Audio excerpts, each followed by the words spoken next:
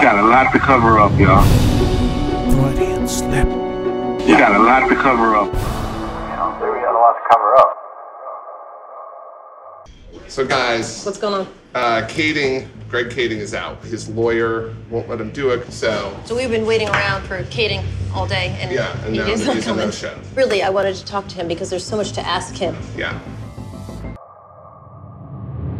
Puffy was going up the stairs, and he said, I don't care if Tupac died, I don't care if Biggie gotta die, and I don't care if Suge gotta go to prison for the rest of his life. We got a confession letter on how everything went down and who's responsible. Now, getting back to Russell was following in the footsteps of his dad, and he was able to work through the LAPD and have all the things that had to be done within the LAPD. He certainly knew the streets very well, and circumstances in his case were far more tragic because he was killed in the line of duty. If that's the case, did Tupac life mean anything? Because they never saw that case. Sometimes if you saw the first case, you might have saw the second case. But that never happened, correct? Yep. But he did testify reluctantly that Death Row Records security chief Reggie Wright Jr. once told him, quote, "We're going to get those mothers who downed Pac." Through interviews of former police officers that worked in the Death Row organization, Mac and Gaines were identified as confidants of Suge Knight, the owner of Death Row Records. They were present during private death row parties, and that's where first time that we were able to really make the connection between those two. She don't want to get caught in a situation. That's why she was going to snatch the money from Knight and them, and there don't be no money, because she can't see the big picture, and she don't understand the big picture. She don't understand the master and how it can be levied and how we can go and do what we need to do with it. She don't understand that. Ice and I, we've heard consistently, Suge, that you're the person behind the hit on Biggie. Well, they looked at y'all and told y'all to ass live. Perez and them was all involved. They were trying to kill me too, but see, because Perez and Reg was good friends, and Perez and Sharita and Reg is great friends, and so all those three together was trying to plot. A reportedly missing photograph and former police chief Bernard Park's daughter came up during testimony today in the wrongful death lawsuit filed against the city by murdered rap star Biggie Smalls' mother. That, to me, was probably another motive for Chief Parks to want to squash a lot of the information. There was an effort to keep a lot of the information away from the public. This declaration from a jailhouse informant named Kenny Boagni links crooked LAPD officers David Mack and Rafael Perez to the murder of rap star Biggie Smalls. Okay. Right? You see, Suge was willing to say, I didn't know those two cops, but maybe Reggie knew them. Never met those dudes. They never worked for me. They knew Reggie right. They didn't know me. You always will tell you, those are Reggie people. And Reggie was fast to say, I didn't know them either. I was just interested in why he would point the finger at Suge so quick. He wouldn't say it to you, but he definitely pointed it. We call that dry snitching. That Perez told how he worked security for Death Row Records the night Biggie Smalls was assassinated, and how he and Mac used cell phones to set up the hit. Boagni now says he was instructed by an LAPD detective to share his story with no one else investigating Biggie's murder. Judge Florence Marie Cooper says LAPD may be involved in what she calls deliberate and intentional concealment of information. Jailhouse informant Kenny Boagni ties former LAPD officers David Mack and Rafael Perez to the murder of rap star Biggie Smalls. LAPD has withheld reams of other evidence as well, including at least 2 other jailhouse statements implicating dirty cops Mack and Perez in Biggie's murder. 1,000 pages of information were withheld describing Mack and Perez's involvement in Biggie's murder. 3 different jailhouse informants who offered to wear a wire were all turned down by LAPD.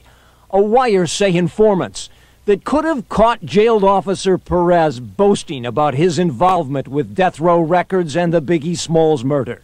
Judge Florence Marie Cooper lists all the new information she says links former crooked LAPD officers David Mack and Rafael Perez to the murder of Biggie Smalls. The sheer volume of the information, says the judge, belies any LAPD argument that it comes from just another jailhouse informant. Murder is pretty simple. The first person you go after is the spouse. Perez and them was all involved. They were trying to kill me too, but see, because Perez and Reg was good friends, and Perez and Sarita and Reg is great friends, and so all those three together was trying to plot. Those guys, if you go back and watch the film, they was already stalking Pac, watching him. So that just tipped the iceberg when something happened. But there was a plan already to do something to him. Orlando wasn't even the shooter, you know? He was actually a good kid too, you know? I'm quite sure if they saw the first one, they saw the second one, because it's the same circle of people. You got a lot to cover up, y'all. Freudian slip. You got a lot to cover up.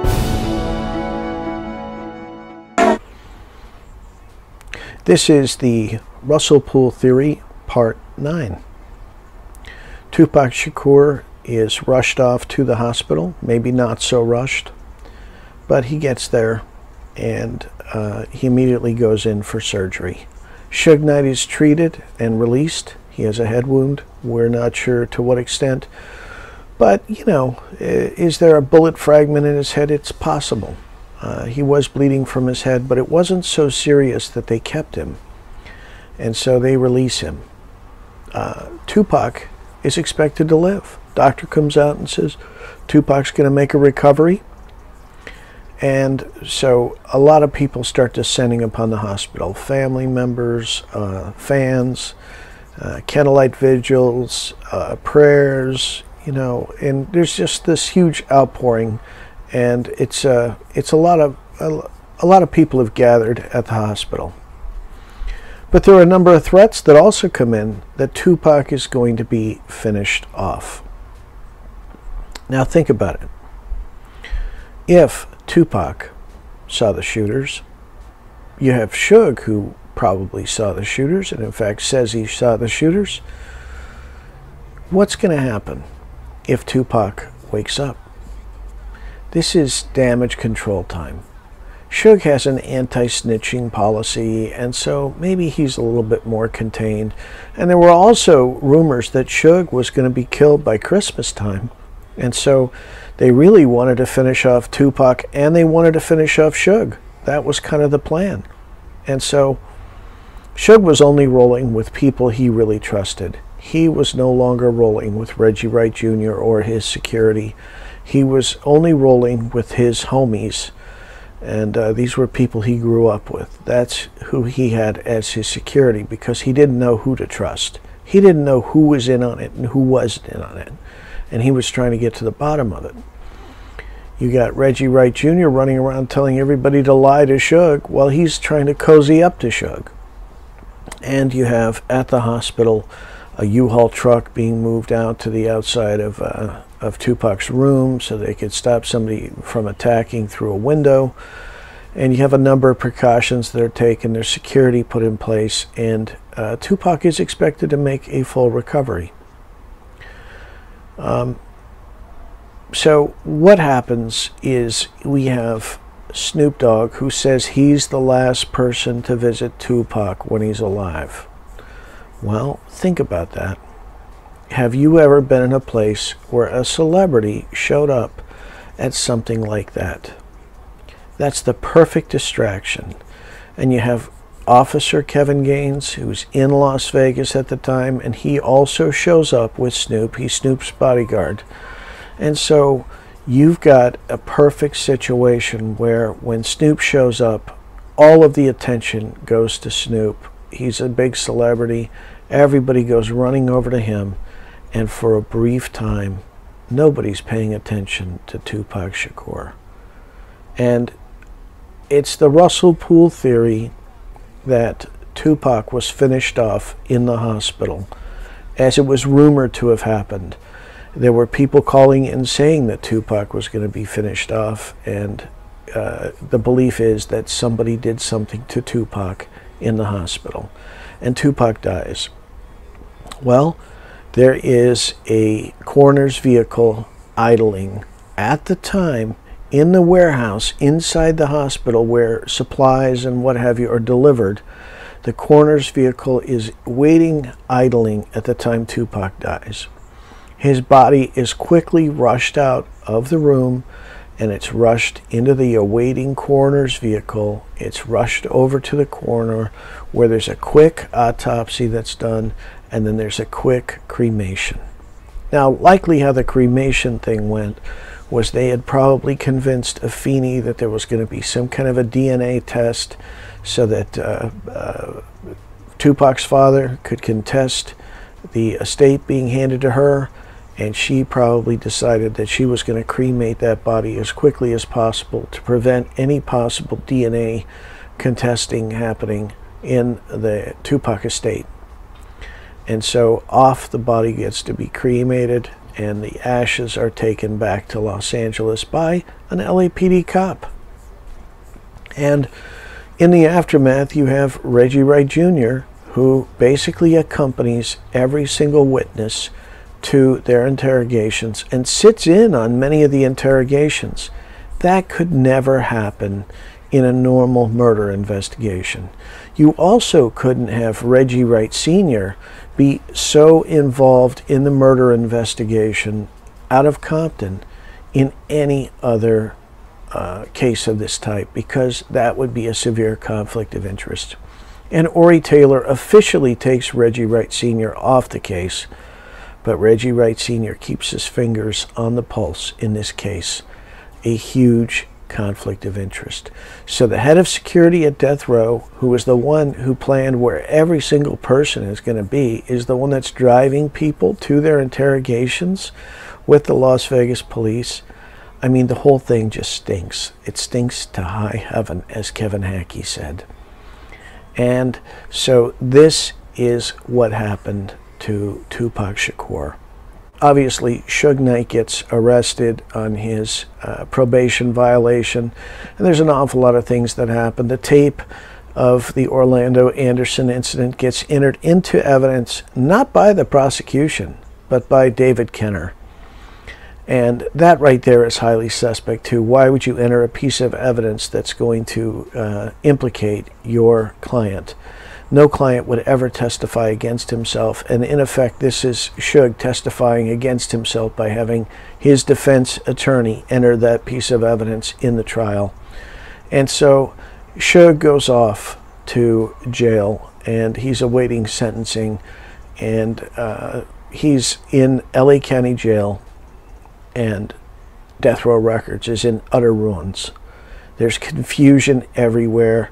There's things being stolen, things are being ripped off out of storage, there's tapes, there's all kinds of, if it's not nailed down at Death Row Records, it's being stolen, because you got literally the inmates running the asylum, and so you got all this confusion at Death Row Records. You got various people who are put in charge, none of which have any power to do anything, and they really also don't have any ability to do anything.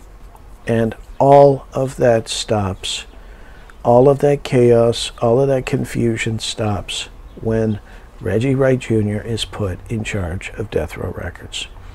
Now, between Suge Knight being shot and Suge Knight going to jail, David Kenner has the bright idea that because of the money laundering and the drug trafficking and what have you, that he's going to rent the prosecutor's house in Malibu, and he's going to move Suge Knight into that house.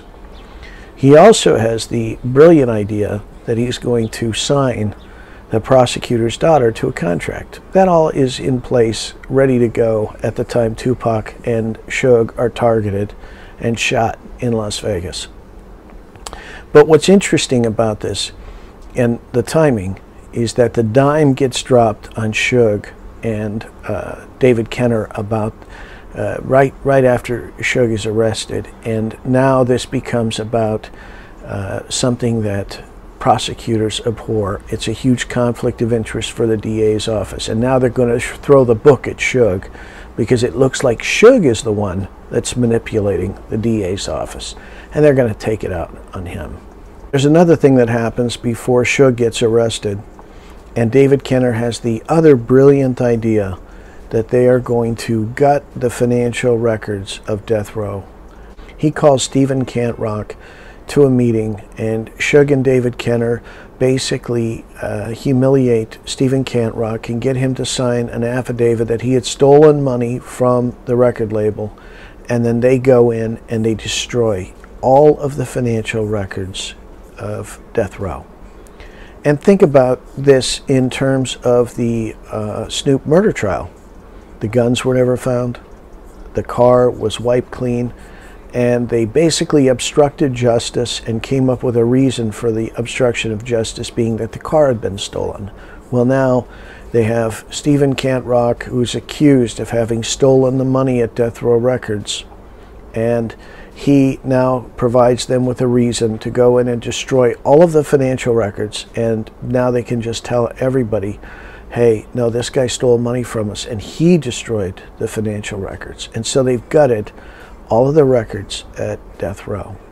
And this basically cripples the money laundering, drug trafficking probe into death row records. It doesn't stop it, but it cripples it, because the prosecutor for Suge Knight that had rented the house to David Kenner is the head of the task force that's investigating death row records. And so they've taken out the head of the task force, and they've gutted all of the financial records at death row. So Kenner has done a very good thing in terms of being able to get closer to creating so much chaos at death row that it'll be easy to go in and steal the wealth of death row records. More later. Murder is pretty simple. The first person you go after is the spouse. All the artists at death row was willing to come with me. David Mack worked for you, right? No, ma'am. Never? Never met him, never heard of him. Didn't know who he was until the accusations that he possibly did work for me. And that's been investigated by LAPD and all of that. 3 different jailhouse informants who offered to wear a wire were all turned down by LAPD. A wire, say informants, that could have caught jailed Officer Perez boasting about his involvement with Death Row Records and the Biggie Smalls murder. Why would I run a paper trail when I never brought him around nowhere? So if I'm going to hide him in secret, you think I'm gonna let somebody catch a paper trail? They were paid cash by Snoop. Perez is a good friend to David Max, who both were good friends of Gaines. Perez and them was all involved. They were trying to kill me too, but see, because Perez and Reg was good friends, and Perez and Sharita and Reg is great friends, and so all those 3 together was trying to plot. While we were at the scene, we received a clue that Gaines had a girlfriend that lived in Hollywood Hills. And when we got there, it turned out that his girlfriend was Sharitha Knight, who was the estranged wife of the owner of Death Row Records. How about Rafael Perez? Never heard of him until all the incidents happened. Those guys, if you go back and watch the film, they was already stalking Pac, watching him. So that just tipped the iceberg when something happened.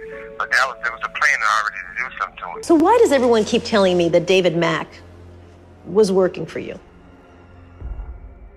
Yeah. I never heard that. You've never heard that? That he worked for me. You've never heard that? Wait a minute. Let me clear that up. I'm saying by anyone that's credible, that will work around there or anything. Like I said, that was all investigated by LAPD. I turned over my payroll, everything. 3 different jailhouse informants who offered to wear a wire were all turned down by LAPD. A wire, say informants, that could have caught jailed Officer Perez boasting about his involvement with Death Row Records and the Biggie Smalls murder. You always say, those are Reggie people. Orlando wasn't even the shooter, you know? He was actually a good kid, too, you know? I'm quite sure they saw the first one, they saw the second one, because it's the same circle of people. We had to sing this judge today, who I've been in front of before. The atmosphere in this room in this deposition is pretty formal looking. Right. We're in a big, nice conference room. This judge is trying to help us. Right. Sitting there off the record, like giving me advice. No, he ain't. Yeah, he's sitting there saying, before we go on the record, let me give you some clues. And he's sort of telling me what I should say, and then what he's going to say, and this. Wow. Yeah. On the criminal side, he's acknowledged that 57 cases involving 99 suspects are tainted either by perjured testimony, falsification of evidence, or probable cause. A lying police officer goes to the very heart, to the core of the criminal justice system. 99% of your cases, maybe that's an exaggeration, 90% at least, of your cases rely on the veracity of your police officer. If you cannot trust your police officer, you don't have a case. You don't have a criminal justice system. You got a lot to cover up, y'all. Freudian slip. You got a lot to cover up. It's the same people, same circle of people. It have nothing to do with me, you know.